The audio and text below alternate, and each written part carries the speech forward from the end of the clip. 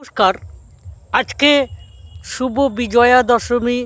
অন্য দিক দিয়ে আমাদের বাপুজি, আমাদের জাতির জনক মহাত্মা গান্ধীর জন্ম জয়ন্তী, এই দুটোকে সামনে রেখে আমি তাদের বাপুজির প্রতি আমার শ্রদ্ধা জানিয়ে আমি আজকের কথা বলা শুরু করব। তবে আজকের কথা বলা বাপুজিকে নিয়ে নয়।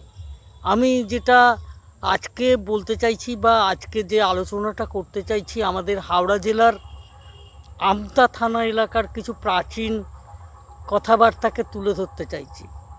আমরা দেখতে পাচ্ছি যে হাওড়া জেলার এই অংশ, উদয়নারায়ণপুর, আমতা, এই যে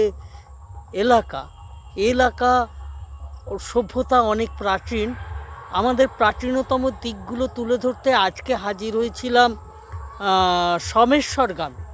সোমেশ্বর গ্রামের প্রাচীন ইতিহাস জানা গেল, যেখানে একসময় প্রাচীন শিব সাধক একজন বা কয়েকজন ছিলেন হয়তোবা। সেই সময়টাকে কেন্দ্র করে আজ থেকে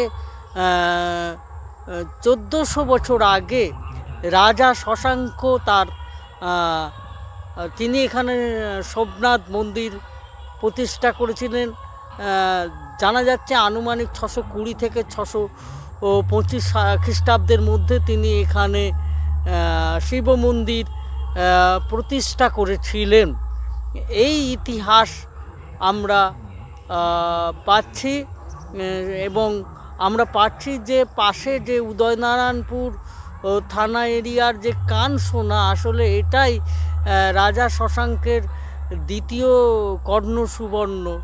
এখানে যে পরবর্তীকালে রানী ভবানীর গড়, আসলে তার সভ্যতা সেই রাজা শশাঙ্কের আমল থেকেই। এই কথা বলে আজকের কথা বলা আমি এখানে সমাপ্তি ঘোষণা করছি। নমস্কার।